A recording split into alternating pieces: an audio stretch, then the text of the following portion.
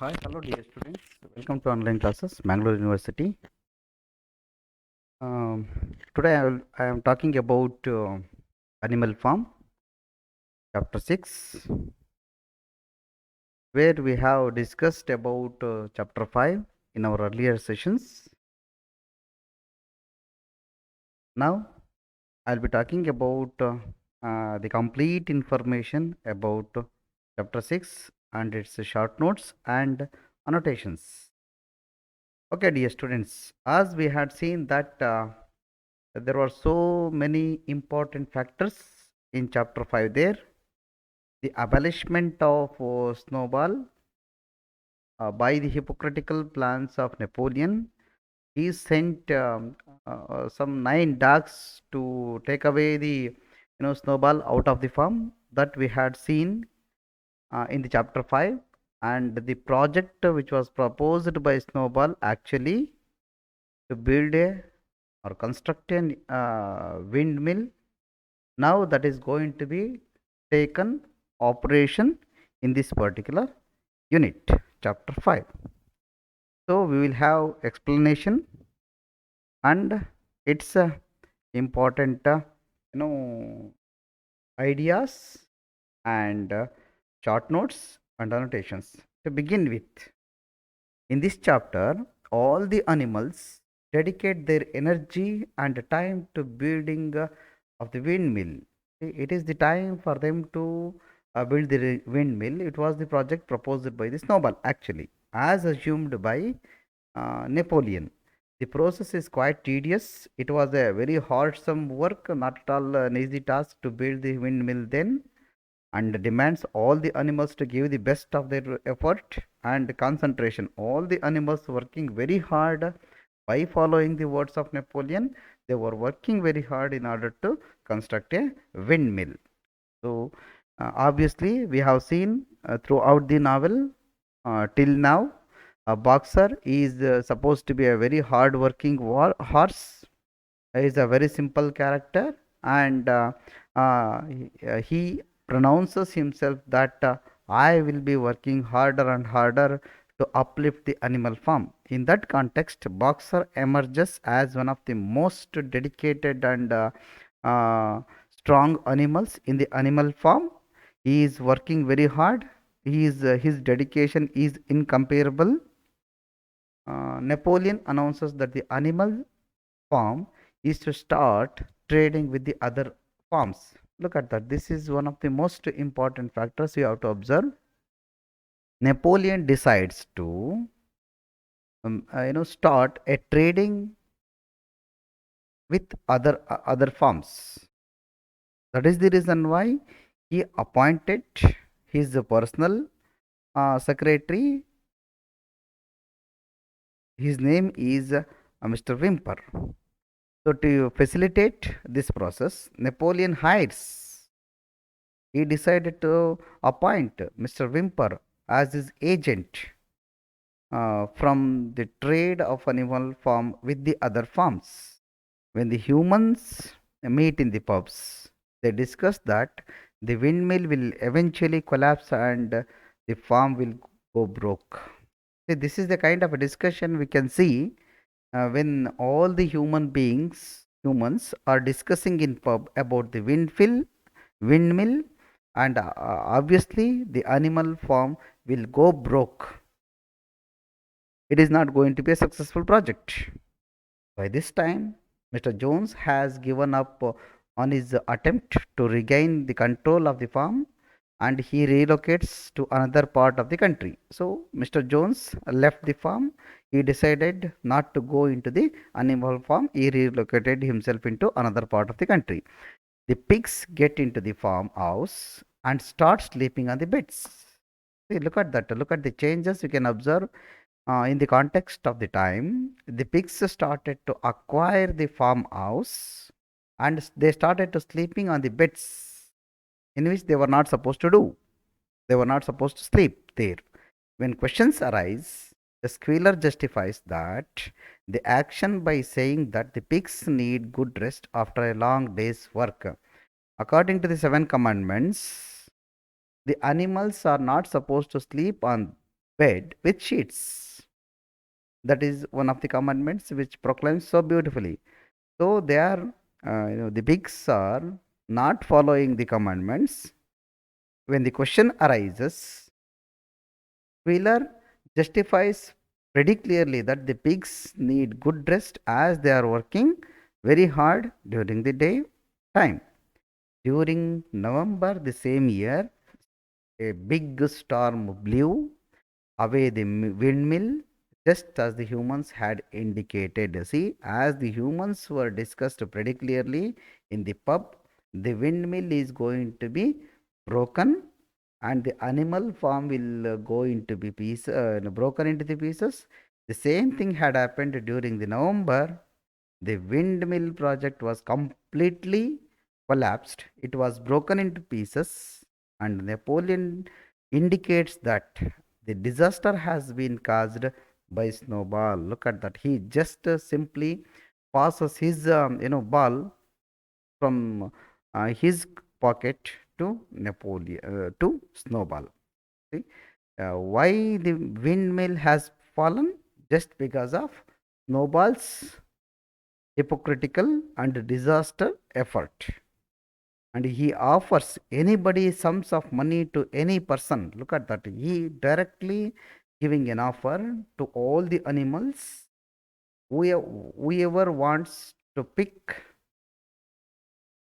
to see Snowball, and if you bring Snowball into the animal farm, alive or dead, he is going to giving an offer, sums of money, and as well as he wants to kill animals, making an involvement in it in order to kill Snowball. Around this time, a fearsome storm descends on animal farm. A fearsome storm was, happening there, as it was caused the collapse of windmill and as well as animal farm, knocking down the roof tiles. The roof tiles were broken, an elm tree was broken, and even the flagstaff was also broken into pieces. Pieces. When the animals go into the fields, they find to their horror that the windmill on which they have worked so hard has been toppled, has been broken into pieces. See, the animals worked very hard. They dedicated themselves, they sacrificed their meals, they sacrificed their time in order to build windmill. That beautiful project was completely broken due to the storm into the pieces. Now, Napoleon announces in appelled tones that the windmill has been subjugated by Snowball. See, these things are going to be happening in animal form just because of Snowball. He is the person who is working behind screens in order to collapse the windmill as well as animal farm. So that when he says, will do anything to destroy animal farm, the Snowball will do anything in order to destroy animal farm. Napoleon passes a death sentence on Snowball. By this time, in order to regain the kind of an acceptance from the animal farm, he passes a death sentence on Snowball, offering a bushel of apples to the traitor's killer. Look at that. He is giving an offer to the animals. Whoever kills traitor Snowball, they will get a bushel of apples and the number of apples, barrels of apples. So, in this chapter, we will realize that the hypocritical nature of Napoleon, a squealer, and again the pigs. They are enjoying the power, they are enjoying the safety and their own comfortability, where they are making the other animals to work harder. By that hard work, there the project which was seen so beautifully, which was constructed in the name of windmill that was broken into pieces, how the human beings were discussed about this windmill project in the pub. In chapter 6, There might be there might be some questions on windmill and the very soft and very admirable behavior and nature of Snowball was not at all on screen there. Obviously, everybody, especially Napoleon and Squealer, started to blame Snowball as he was the reason for the breaking of windmill.